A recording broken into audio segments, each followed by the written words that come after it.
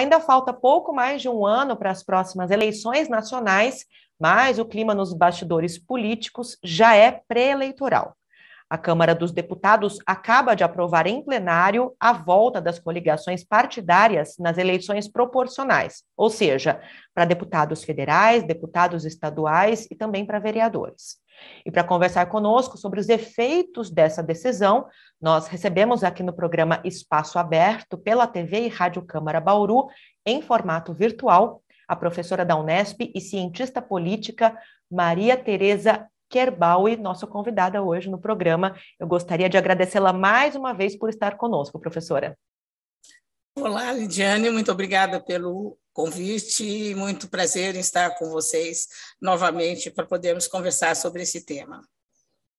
Professora, a volta das coligações partidárias nas eleições proporcionais é vista por alguns especialistas como um retrocesso. Essa é a avaliação que a senhora faz também? Olha, precisamos levar em conta que essa aprovação que foi realizada na Câmara Federal para a volta das coligações, ela precisa ser aprovada em 2 turnos no Senado. E, aparentemente, o Senado não concorda com a volta deste procedimento. Tá? A reforma de 2017 estabeleceu o fim das coligações e que elas deveriam funcionar a partir das eleições de 2020. Os efeitos das eleições de 2020 é que reforçaram na Câmara Federal a proposta de volta das coligações. Quais os efeitos disso? Os efeitos seria que o número de partidos que é grande, continuaria sendo grande, a fragmentação partidária ela se manteria, né? Ela vinha num crescendo de 2012 nas eleições municipais até as eleições de 2016, e em 2020 houve uma diminuição dessa fragmentação, e os pequenos partidos, na realidade, acabaram perdendo eleitores e perdendo votos para a eleição, especialmente de vereadores, porque as eleições municipais, elas estavam relacionadas executivo-legislativo nas coligações. As coligações elas não foram proibidas para o executivo, mas foram proibidas para o legislativo. Então, houve nas eleições de 2020 essa pequena diminuição, especialmente nos pequenos municípios, diminuiu bastante a fragmentação partidária, nos grandes ainda não. Mas uma reforma, ela só pode ser pensada nos efeitos e na efetividade dela depois de um tempo de funcionamento. Então, as eleições de 2022 seria o primeiro momento de eleições nacionais em que as coligações não estariam presentes. A volta às coligações aprovada pela Câmara Federal, ela aponta para, primeiro, um receio de que os atuais deputados não conseguiriam ser reeleitos, caso não houvesse as coligações, né?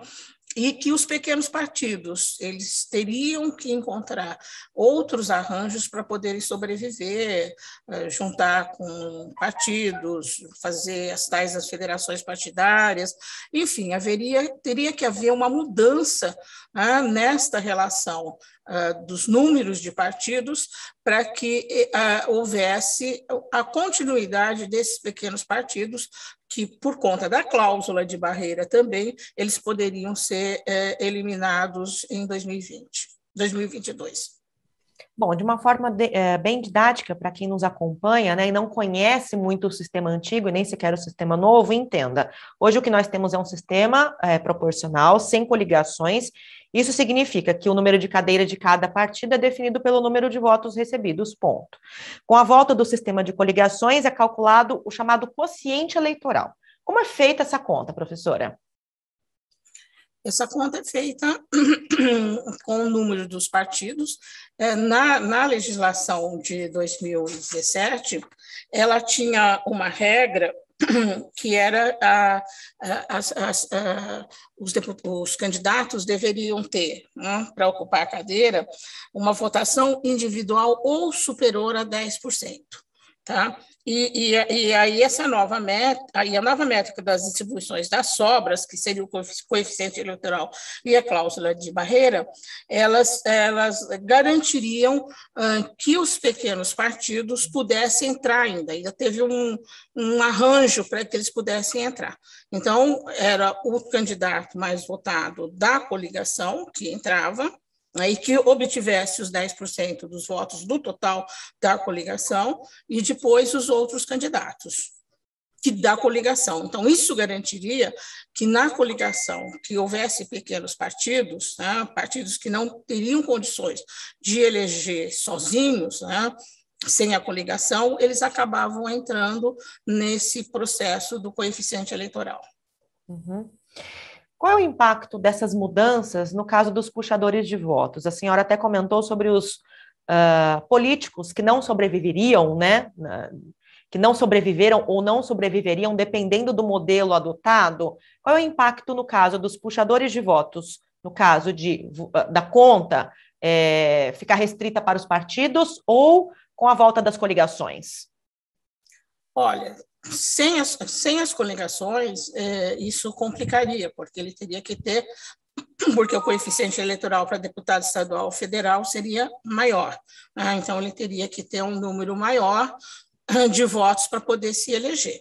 Com as coligações, você volta a ser do mesmo jeito. O puxador de voto teria mais vantagem, que, aliás, era uma das questões pelas quais esta proposta, né, a reforma de 2017, eliminou as coligações, porque você tinha os puxadores de votos e aqueles deputados, ou aqueles candidatos que tinham menos votos e menos votos que sozinhos não garantiriam a sua eleição.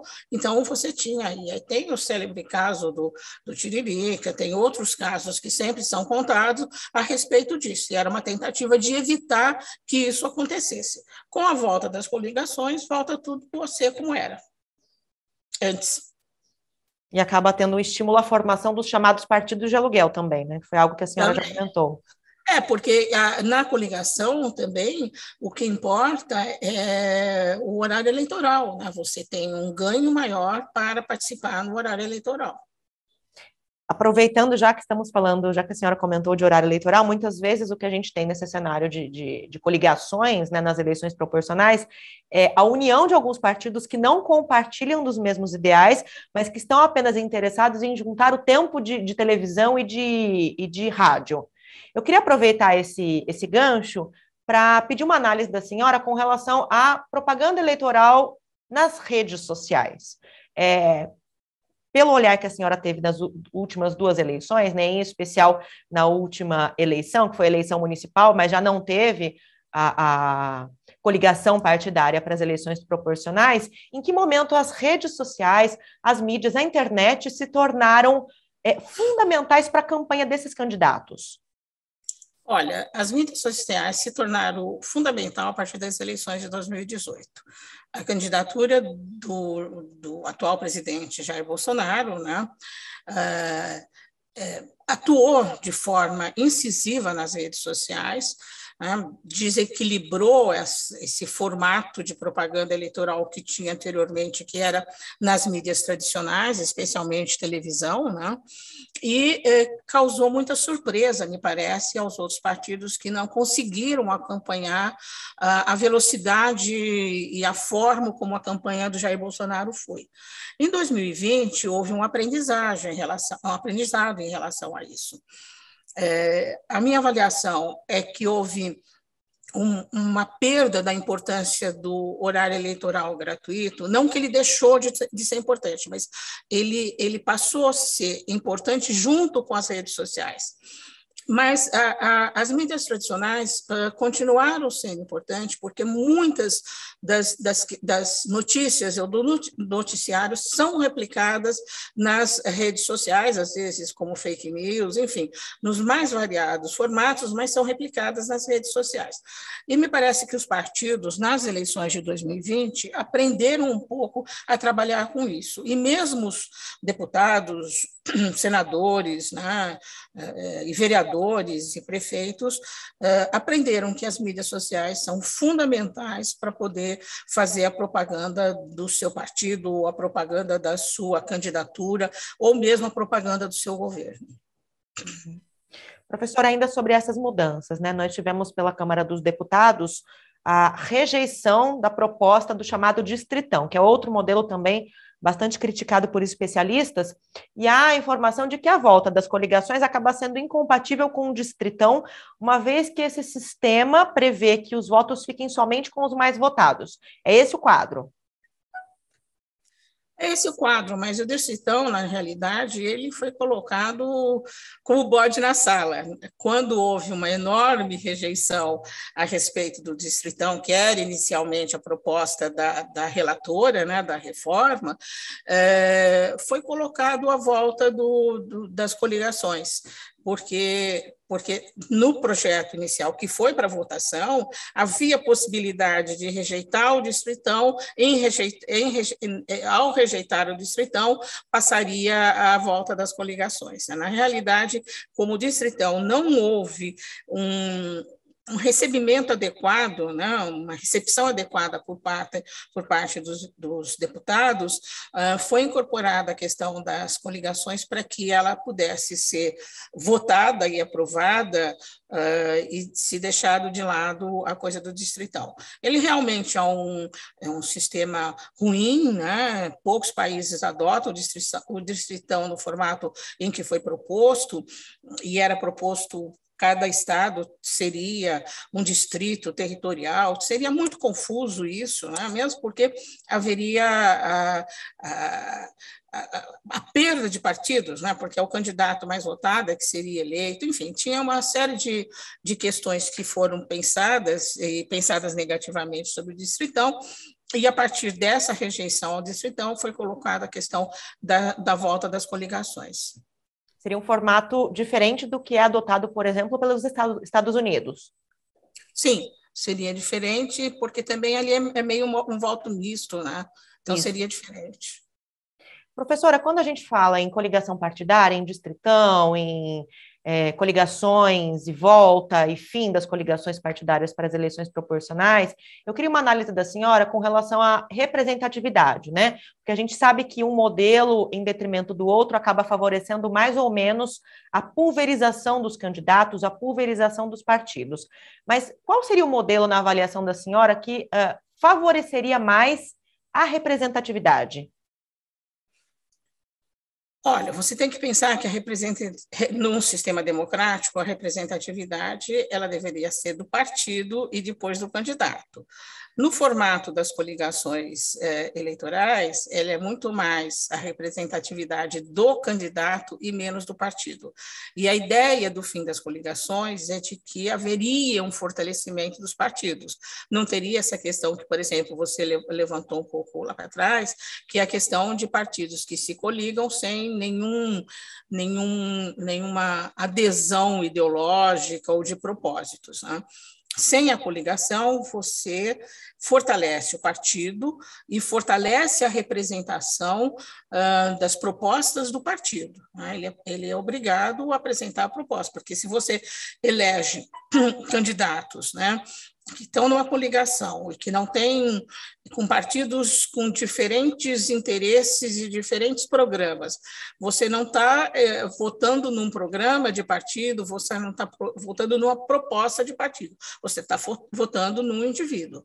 Sem a coligação, eu acho que seria mais adequado, e aí teria também a proposta de lista fechada, mas eu acho que a lista aberta ela é mais democrática.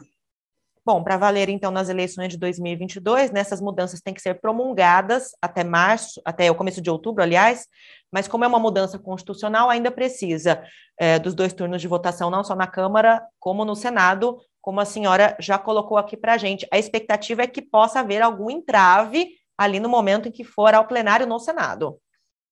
É exatamente isso, né? Já foi votado em em dois turnos na Câmara e vai para o Senado. E o presidente do Senado, né, o Rodrigo Pacheco, já disse que o Senado não tem interesse na volta das coligações. Então, a ver, conferir, porque as negociações políticas são grandes, né? E os partidos tiveram nas eleições de 2020 que montar estratégias diferenciadas de campanha e de indicação de candidatos. Que é esse um problema também, se a volta, se as coligações, se permanecesse como está, com as coligações não existindo, né, os partidos teriam que repensar os seus arranjos territoriais, enfim, seria mais difícil do que se voltar às coligações. Então, a ver como é que o Senado vai reagir em relação a isso. A gente continua acompanhando toda essa movimentação e trazendo para você, que é nosso ouvinte, nosso telespectador aqui da TV e da Rádio Câmara, um pouco do desmembramento de tudo isso, que aos olhos da maior parte da população é tão complicado, tão difícil, né, professora? Eu gostaria de agradecê-la pela presença, né, por ter aceito o convite para conversar conosco, esclarecer bem didaticamente um pouco sobre essas decisões, essas discussões nesse momento na Câmara dos Deputados, que em breve deve estar no Senado. Cientista política e professora da Unesp, Maria Tereza Querbal, e nossa convidada hoje no programa Espaço Aberto. Mais uma vez, professora, agradeço pela gentileza de ter aceito o convite para falar conosco. Agradeço de estar com vocês mais uma vez e ter a oportunidade de dar esses esclarecimentos sobre uma situação bastante complicada a respeito da representação, né? Obrigada, professora, mais uma vez. Nós agradecemos você que nos acompanha aqui pela TV e Rádio Câmara. Fique sintonizado em nossa programação e até a próxima.